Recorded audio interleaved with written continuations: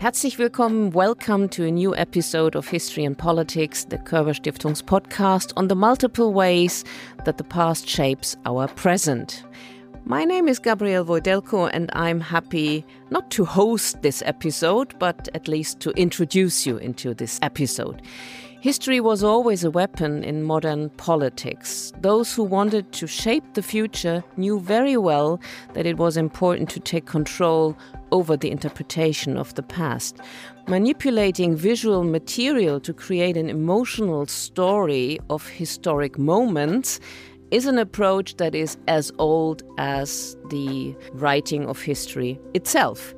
But does the new quantity and quality of deep-faked history in the World Wide Web lead us into times where fact and fiction cannot be separated from each other? Where does the age of disinformation, or how does the age of disinformation transform our understanding of history? And how is the post-truth era transforming remembrance culture all over the world? For our March 24 podcast episode, our digital history specialist Felix Fug met Jason Steinhauer, founder of the History Communication Institute, to discuss the manipulation of historical narratives in times of deep-fake technology. Jason Steinhauer is a best-selling author, public historian, podcast host, and apart from the History Communication Institute, he created the History Club on Clubhouse, is a global fellow at the Wilson Center, senior fellow at the Foreign Policy Research Institute, and expert speaker on disinformation and media literacy for the US Department of State. Before we start the conversation with our guest, I would love to hear from you, Felix. What was the fake story of our past you came across on the internet that triggered you to look at history in the age of disinformation for our podcast? This is easy to answer, Gabi, because it is a very old conspiracy theory that came, so to say, to life with the help of new digital opportunities to manipulate historical material through image editing. And let us briefly listen to an audio snippet from the video. Good evening, my fellow Americans. Fate has ordained that the men who went to the moon to explore in peace will stay on the moon to rest in peace. These brave men, Neil Armstrong and Edwin Aldrin, know that there is no hope for their recovery. Could you identify, Gabi, who is speaking in the snippet? It is Richard Nixon informing the world on television in 1969, so to say, about an accident of Apollo 11. The rocket exploded, the mission failed. The video is a deep fake produced by an MIT research team to illustrate, firstly, how difficult it is to differentiate truth and fiction, and secondly, also, how easily historical material can be manipulated in times of fast-learning generative artificial intelligence. Well, Felix, if you wouldn't have told me that this is a fake, I would clearly have believed it. It looks very authentic. And we have to be prepared for more, I'm afraid, and be aware of what is possible. But now I wish all our listeners out there interesting insights into the dangerous manipulation of history, historical material, and historical narratives in the digital age of disinformation. Welcome to our History and Politics podcast, Jason. And to be honest, I have to say it's awesome to have the chance to talk to one of the leading global experts working on historic disinformation in the digital age. The first time that I came across your work was when you published your groundbreaking study, History Disrupted. And I think the book was published in 2021 by Palgrave Macmillan, right? It came out like around Christmas time, 2021. So depending on who you talk to, it was either December 21 or January 22. But it's kind of about 2 years old at this point, which is amazing to me because I don't know where the last 2 years have gone. I've been on the road speaking about the book basically for 2 years straight. I've done more than 180 appearances around the book, whether it be media appearances or speaking appearances. So it really has touched a nerve with a lot of people, and it has made the time just disappear. So I'm grateful that people are still interested in it and that people like yourself still want to talk about these ideas. I think it shows just how resonant this all is in our culture and in our politics. And I think it's also pretty interesting to see, because finally you started working on the impact of social media platforms such as Twitter on our understanding of history. And today you are working on the topics like disinformation. And I would like to ask you, did your focus shift, or was it for you something like a consequence of studying the impact of social media on the public notion of history? Yeah, it's a good question. All of this has been evolutionary and iterative. You know, I began my career in the museum field. I used to work at a Holocaust museum in New York. I went to work for the Rock and Roll Hall of Fame for a little bit. Eventually, I found my way to the Library of Congress. And it was really at the Library of Congress in the 2010s, sort of that decade of the 2010s, that a lot of this started to crystallize for me. Because when you're at the Library of Congress, you are literally sitting in a temple of knowledge. You have 175 million items surrounding you. You could walk into the stacks and see an entire floor dedicated to Napoleon, right? There's just so much knowledge and wisdom there.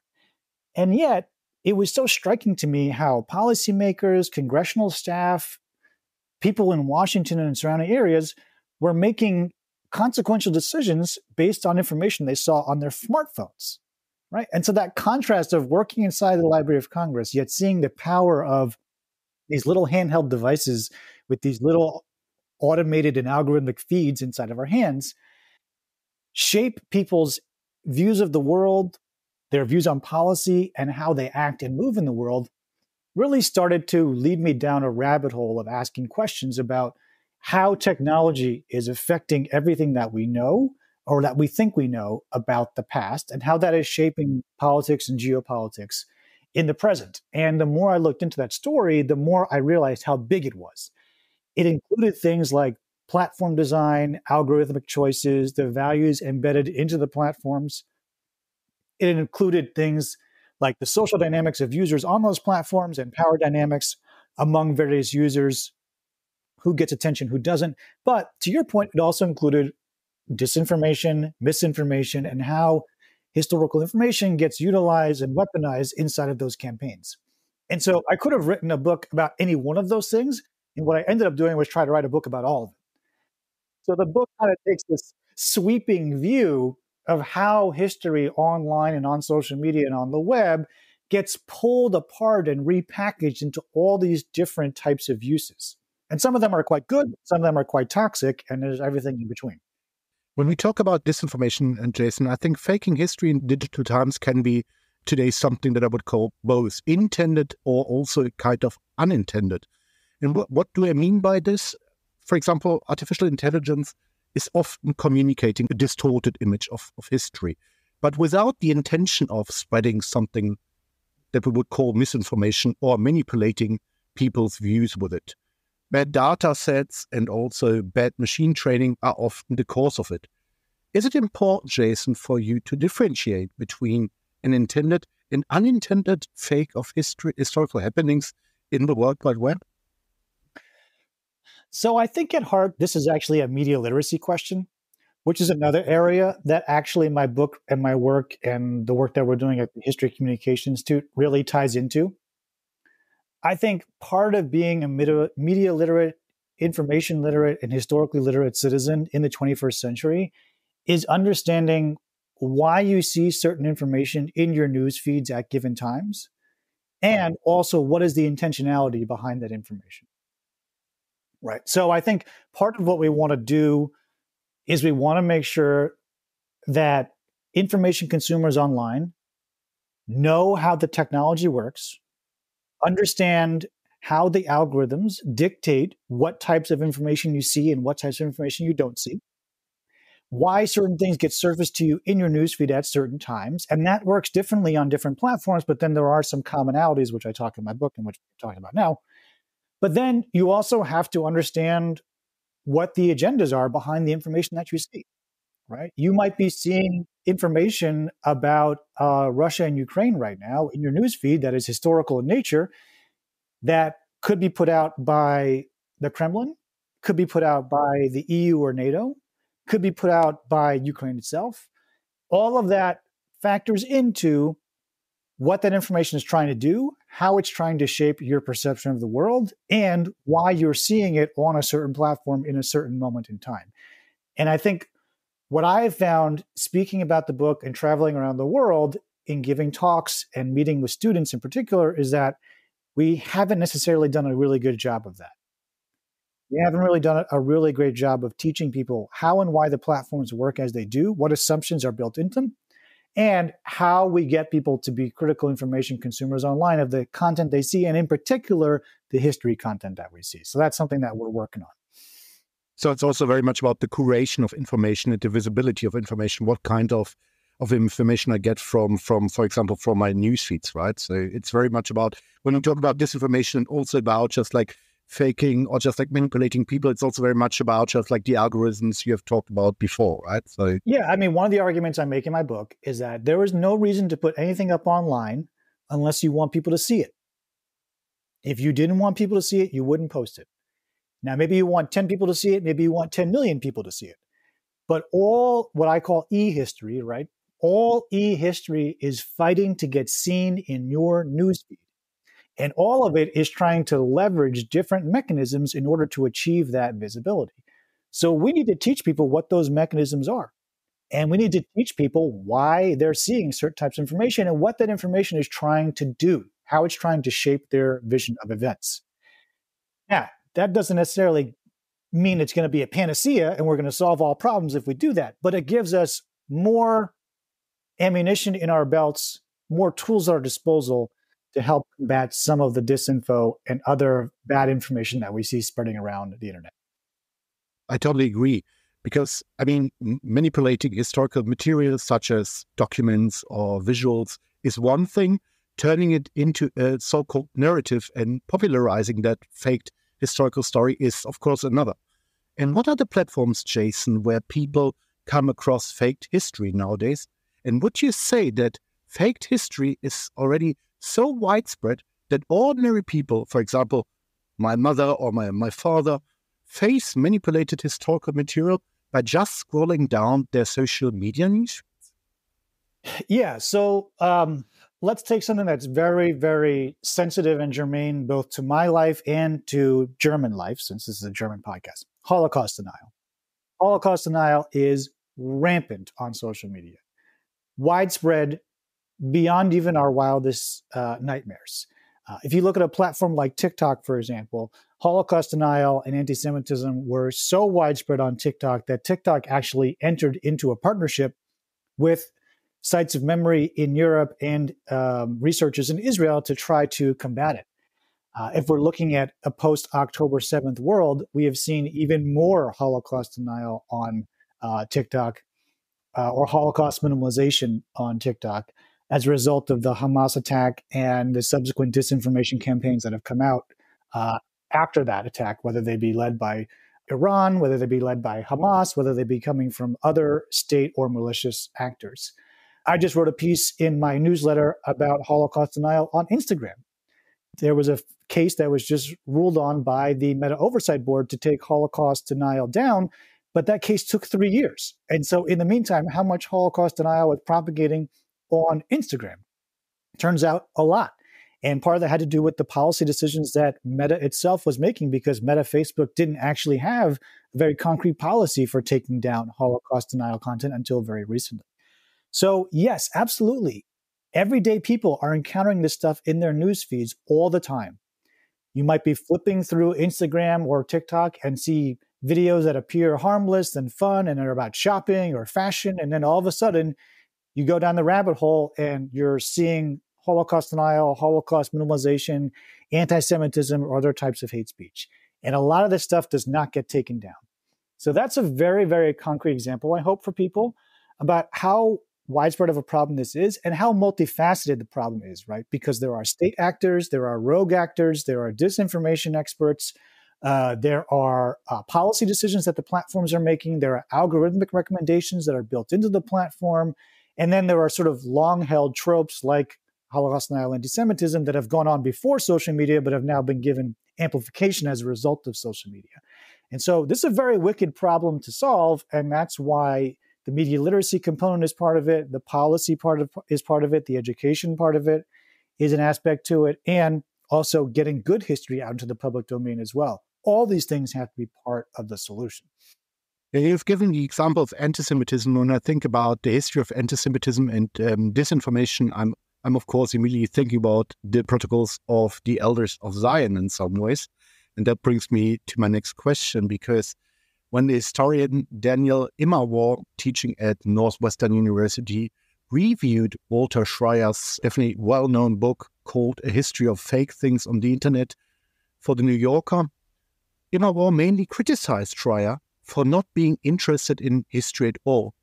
And in the end, Immerwahr argues that, for example, methods such as photography was never just the documentation of reality as it really was, and that photography was also, according to Oliver Wendell Holmes Sr., a, quote, mirror with a memory.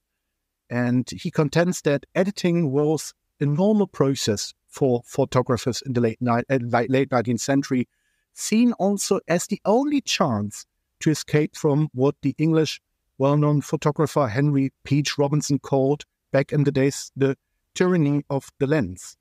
And there are also tons of other examples where, for example, also our medieval forerunners faked official records to gain advantages, such as owning land. And of course, a lot of medievalists nowadays talk openly about their research issues of, for example, working with fake documents. And when dictators, but also ordinary people, manipulate records, it brings me to the question if we probably also discuss faking history with artificial intelligence nowadays, because it allows everyone without much technical skills to become a manipulator of our past. And once upon a time, it was primarily those in power themselves who, I would say, also manipulated history to enhance their own position.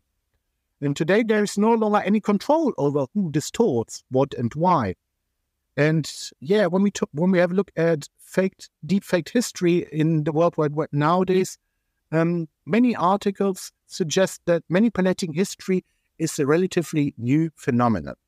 And when we look at deepfakes in history nowadays, probably it's also helpful to inquire whether faking history, and particularly manipulating visual historic material, for example, has a long tradition, of course, in the writing of history.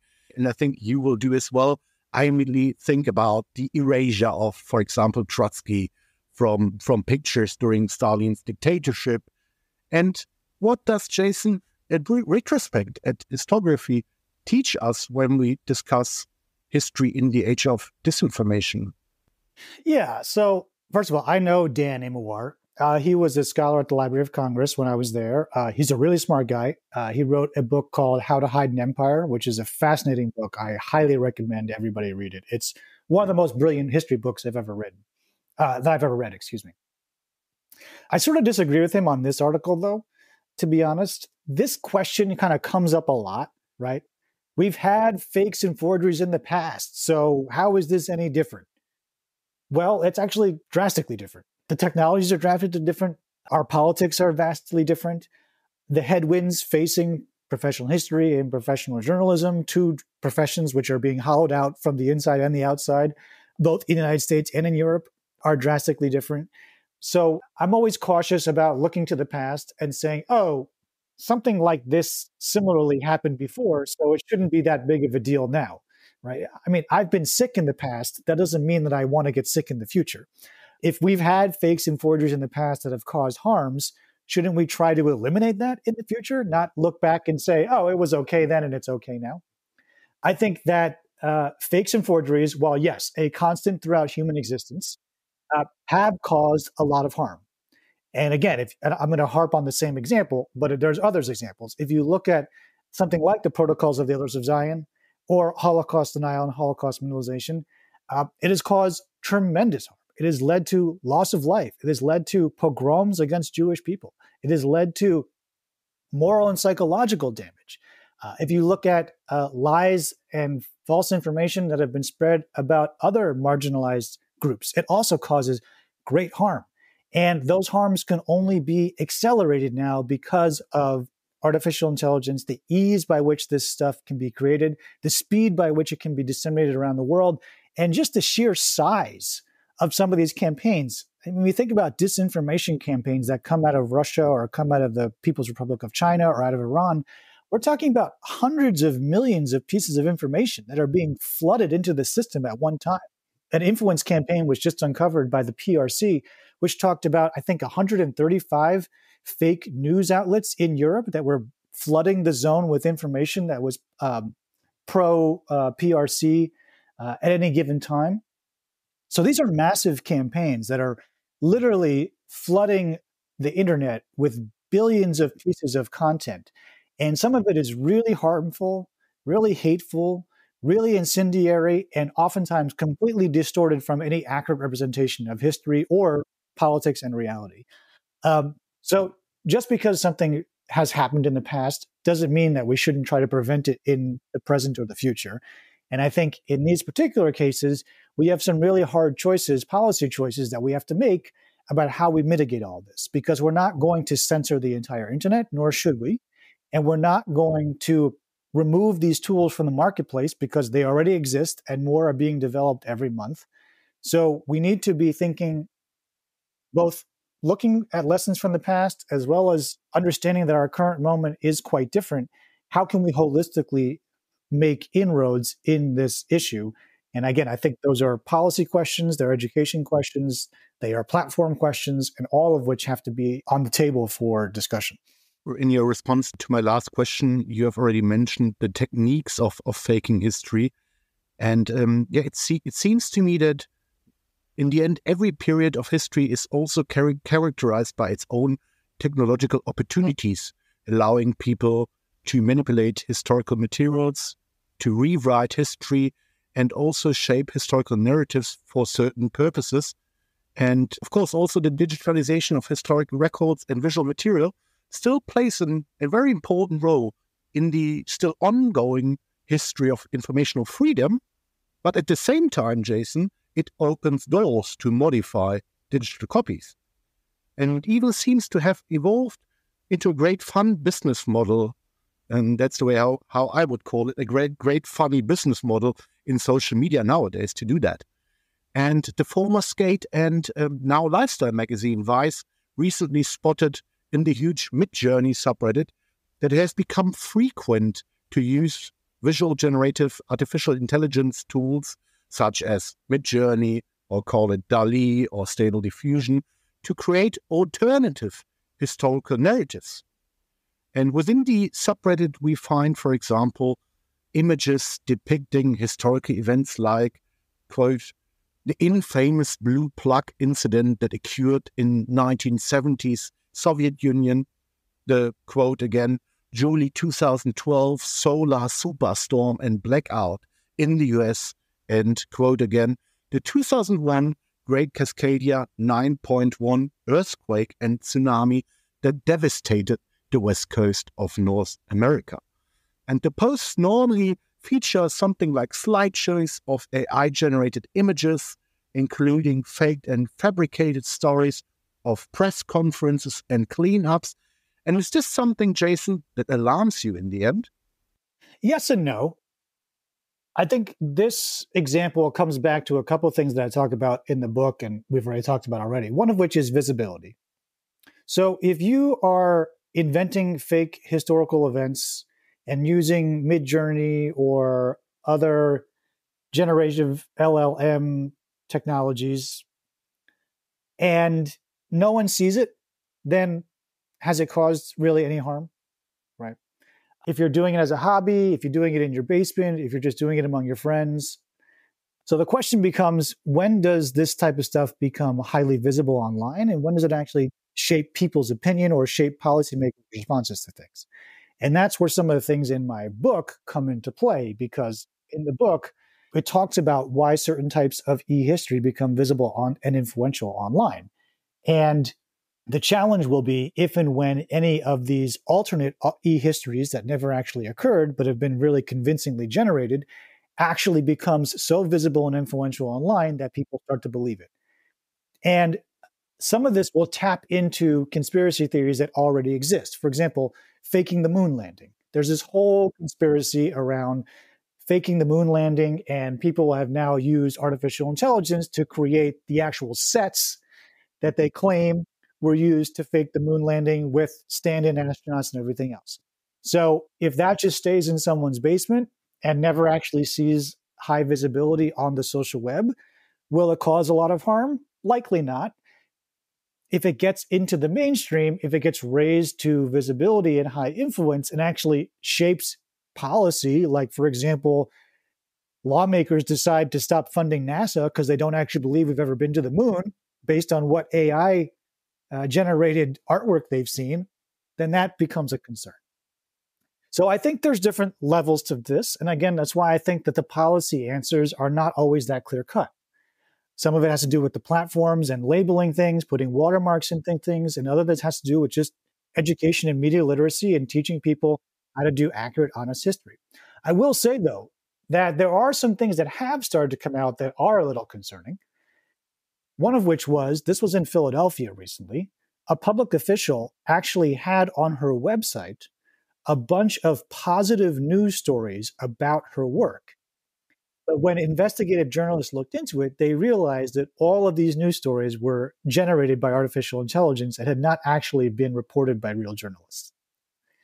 So there you have an example of a public official using AI to shape public opinion about her and her time in office using these generative tools. Now, that is definitely an ethical concern. That goes beyond just the technologies. That goes also to what people in power do in order to sustain their power, to bolster their reputation, and to try to make it look like they're doing good work for taxpayers or for their representatives when maybe they're not. So it's a mixed bag. There's some parts of it that I'm concerned about. There's other parts that I'm less concerned about, but I sound like a broken record, I know, but I think it, again, goes back to a combination of platform accountability, policy decisions, education, and instilling the right values in people so that public officials know that that's not something that they should be doing, for example, or students know, for example, that that's not something they should be doing when they're turning in their assignments. They shouldn't be faking fictitious events using artificial intelligence and claiming that it is accurate depictions of history. And when we look at the public reception of deepfaked or AI-generated, never existing historical events, I think there are also many people out there who, for example, also express their concerns that, for example, tools like Midjourney and other text-to-image generators can now be weaponized by conspiracy theorists to spread false historical information, as you've mentioned before, also the case of the moon landing. And is this the general climate when it comes up to deepfake history, or do you see a huge disagreement in the societal debate on deepfake history nowadays? Well, I think this is part of the larger tech policy, responsible tech conversations that are happening. And one of the things that I've tried to do with the History Communication Institute in my work is make sure that historians are included in those conversations. So I've presented my work to Microsoft. I've been involved with Meta and the Meta Oversight Board, as I mentioned. We've also been very close with All Tech is Human, which is a worldwide organization of 22,000 people who are building this responsible tech field and responsible tech landscape. And I've been very insistent with them that history and the humanities have to have a role in that. There is a lot of concern about artificial intelligence, deepfakes, the ethical and responsible use of technology, a lot of conversations that are happening around it, but there aren't very clear answers.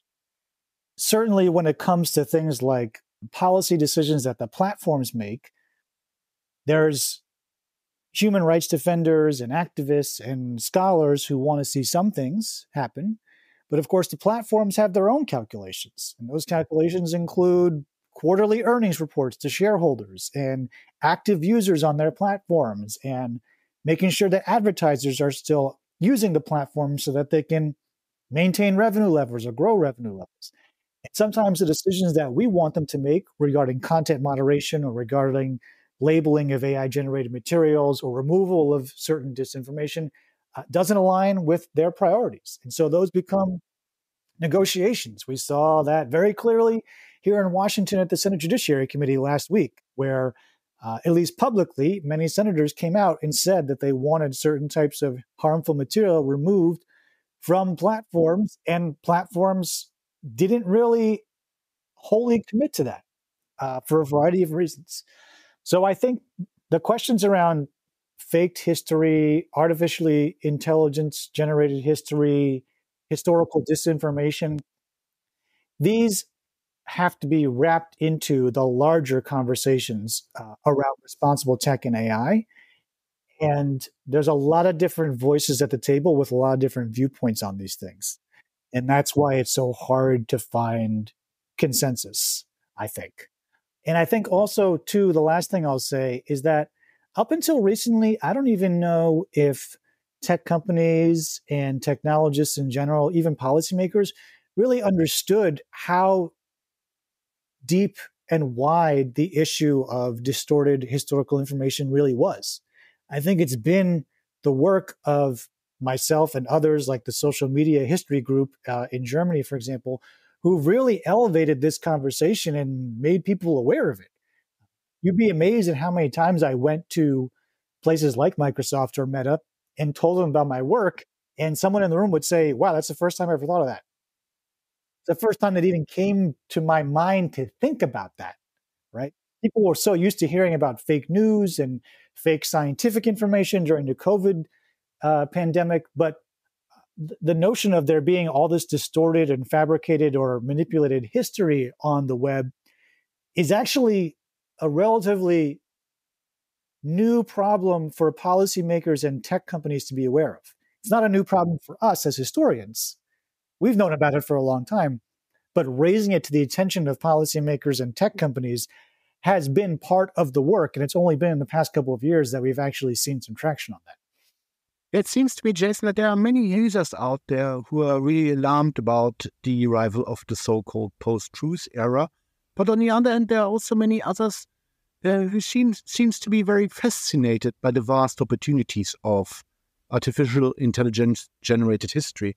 And they are, for example, some of them are, for example, I would say also convinced that artificial intelligence-generated photos, for example, could provide valuable insights into our understanding of past events by allowing us to recreate moments that we would otherwise have no access to.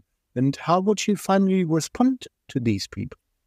Well, if you've ever watched the History Channel, you'll be familiar with recreations of past historical moments that we have no evidence for, or at least no visual evidence for, whether it be Roman soldiers or Revolutionary War battles, recreations, fictionalized depictions of past historical events certainly proliferate across the media landscape.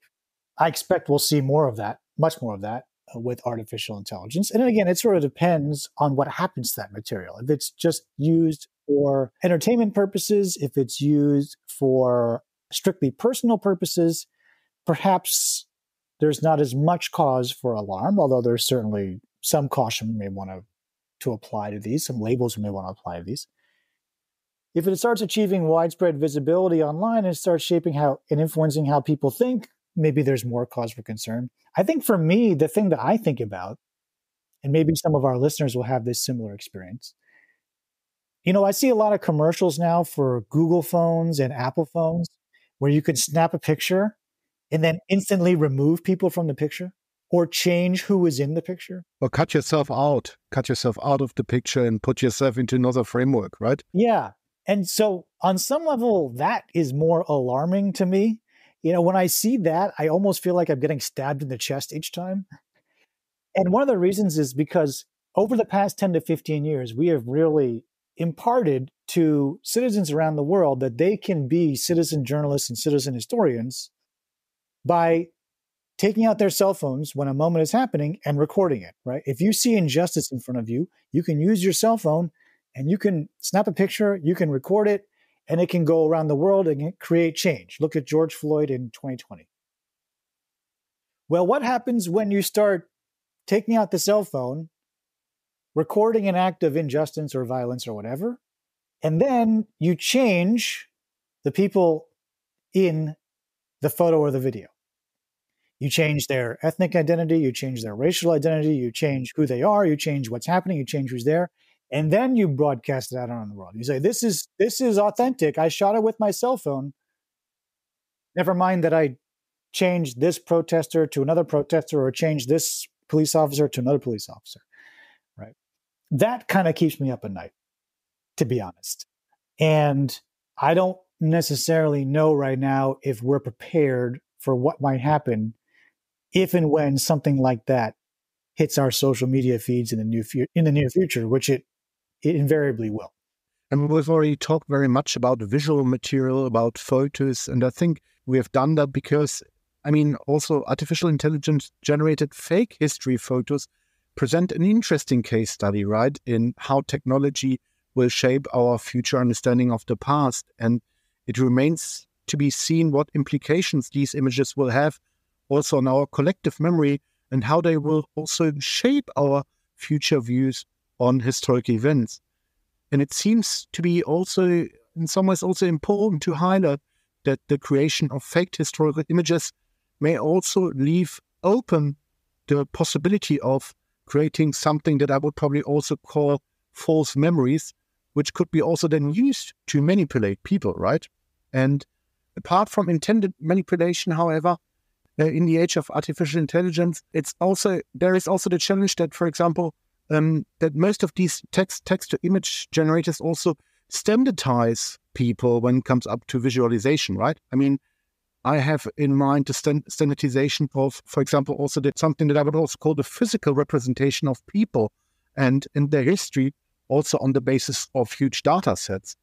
And I came across an article where a tribal judge stated that, quote, "We are already nearly invisible. We have been negatively romanticized and systematically erased in history."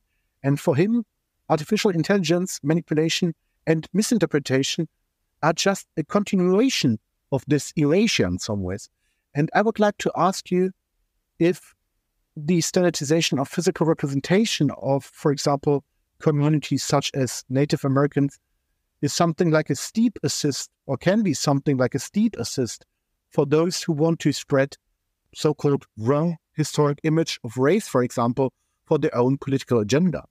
Yeah, that's such a complex question, but I do think that it's a worthy subject of exploration and some deep, hard thinking about. I think what we're talking about is reifying and codifying harmful stereotypes, whether they be physical stereotypes or narrative stereotypes, into and throughout society through the use of these technologies, and how quickly they can generate material, how rapidly that material can be spread around the world, and how, again, because of maybe not as good a job on media literacy and historical literacy as we need to be doing, how easily that material that people see online comes to be accepted as some sort of conventional wisdom. And, I heard someone recently talking about ChatGPT as, quote unquote, a conventional wisdom machine. And that, I think, is a very good description of it, because that's kind of what it does, right? It kind of synthesizes all the data on the web that's already out there, crunches all the data that's already out there or whatever it's been trained on, data that they've been trained on, and sort of gives you back a good enough answer that could simulate what conventional wisdom on a topic may or may not be. And that's why it's good for writing very generic emails or very generic grant proposals, because oftentimes the conventional wisdom, most generic description can work well in that instance, but sometimes it needs to be revised or edited, but it can work in that instance. But when we're talking about depictions of people, depictions of event, things like such as racial and ethnic identity, that's where a lot of these tools fall short. That's where human interpretation, human empathy, critical thinking, critical analysis, self-reflexivity, all of these things really matter. And they're the things that the humanities themselves are just sort of based on, right? That's what humanities scholarship relies upon, is that constant exercise in critical thinking, asking questions and looking back at ourselves and saying, where have we gone wrong? Where have we been harmful? And where do we need to correct? And at least right now, AI can't do that. There are some people who are working on that. making AI more reflexive and more reflective. I've read some papers on that. But this is why we need the humanities. And this is why we need humanities scholars inside the conversation when these types of tools are being developed, because we don't want the tools to roll out and then all of a sudden realize that they're causing great harm and have to try to put the genie back in the box. We want to try to mitigate the harm before it gets out there. And I think that's, for many historians and many scholars who think about these things, I think that's one of the disappointments of some of what's happened with AI thus far, is that it all just kind of got rolled out very quickly without a lot of safeguards. And now we're trying to build safeguards in once these tools are already being used by hundreds of millions of people around the world. Because we are coming closer to the end of our podcast, Jason, let us have a look at various reactions to unmask fake history in the World Wide Web. And I think you've already mentioned some of them before. For example, also the watermarking, that's something that you've also mentioned in one of your responses before. But let's probably have a closer look at some of these strategies. And a group of scholars and history buffs campaign also nowadays on platforms, social media platforms such as X, also against fake history. And one of the most popular activists in the World Wide Web is Jo Teufvise, who unmasked wrong historical stories and faked historical material on her blog, but also on her account on X that is called Fake History Hunter. And is this, in your opinion, Jason, an important reaction to the increase of faking history in the digital age? So I love the Fake History Hunter account. I've spoken with Jo. I think she's awesome. She's an interesting person. She's built a nice following on social media. I think all these efforts are useful. As I mentioned earlier, there's not one silver bullet that's going to eradicate all of this and solve all of our challenges. It's got to be a coordinated approach.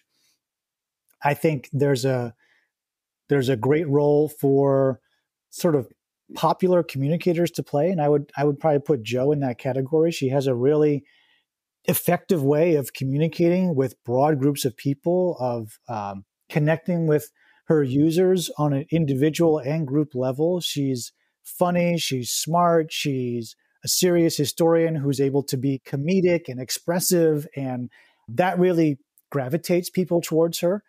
And so we need people like that. We need ambassadors like that who can go out there and communicate and relate to large segments of the population and the general public.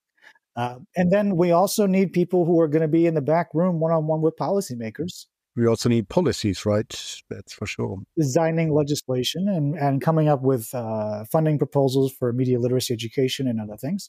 And then we're going to need people who can be there with the tech companies and who can speak tech language and understand their motivations and what they're trying to do, and be able to work with them to devise solutions on the platforms and in their policy shops.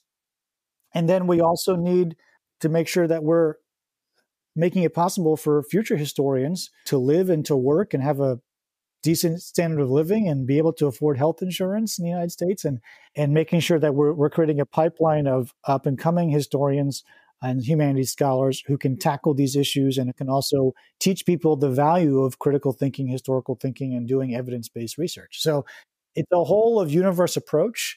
I think there's a lot of different roles that people can play. I know Jo is playing her part. I'm trying to play my part. Korber is doing its part.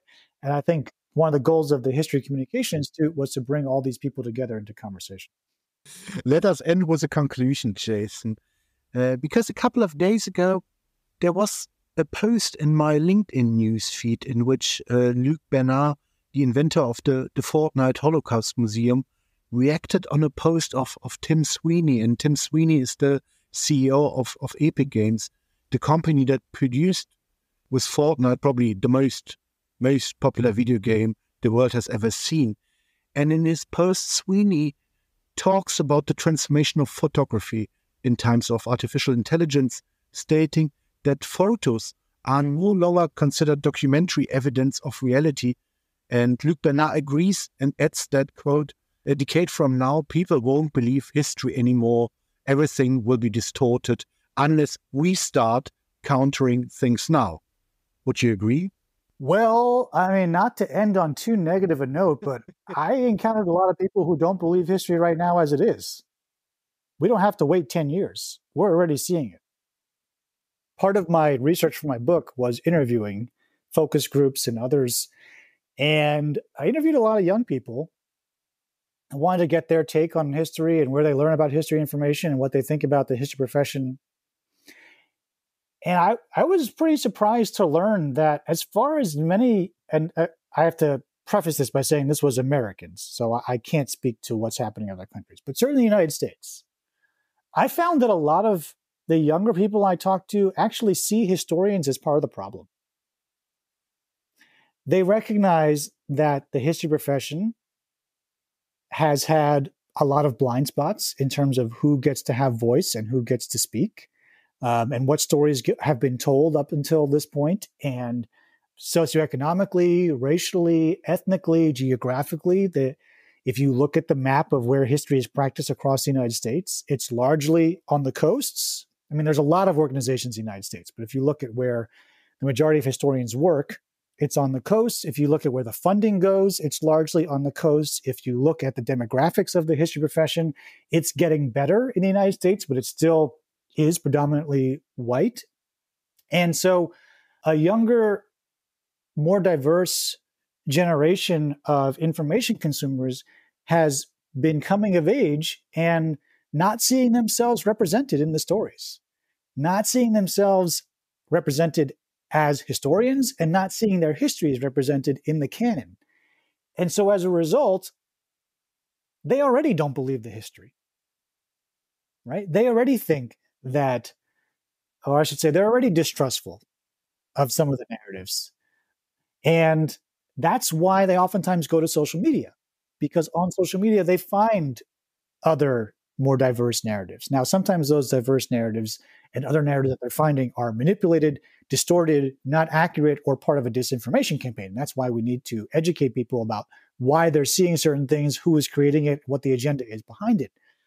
But I think that, at least in an American context, I think that we as historians have to win back some trust and some credibility, especially with younger audiences. And that involves being on the platforms where they are. It involves diversifying the types of stories, the types of scholars, and the types of faces we put forward.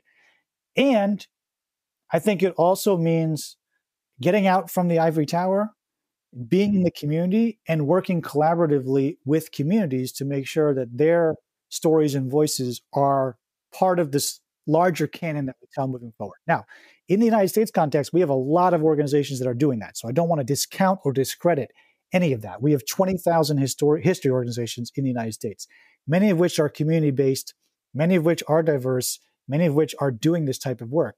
However, we don't always fund them. Many of these organizations are underfunded, understaffed, and need resources. So we need to make the argument for professional history. We need to make the argument for funding professional history. And we as historians need to be out there on the front lines with our communities doing the work.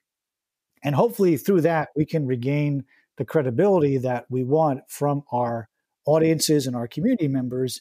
And we can make sure that in 10 years, people do trust history and they do trust professional historians. I will definitely follow you, Jason. So let's go out and do our best to win back trust. Thank you so much for being our guest, and thank you so much for the great conversation. Thank you for having me. It's been a pleasure to learn about Korber and what it's doing. I applaud you guys, and I know that this will just be the beginning of many collaborations, so I'm looking forward to it. This was our History and Politics episode with Jason Steinhauer on faked history in the age of disinformation. If you are interested in this topic, you will find links, hints, and a short glossary in the show notes. If you like to listen to other English language episodes of our podcast, just scroll in your podcatcher. You will easily find episodes of our special series, The New Germany, that deals with the multiple aspects of Zeitenwende in Germany and beyond. as well as other English language episodes on relevant and timely topics. So we've done a couple of them already, and you'll easily find them. Thank you very, very much for listening. If you like our podcast, we'd be happy if you subscribe to it, if you haven't done that already, or if you'd recommend us to others. If you are interested in the other work we do at our History and Politics department here at Körber Stiftung, please check out our website at www.körber-stiftung.de. Stay tuned, all the best. Tschüss and goodbye from Hamburg.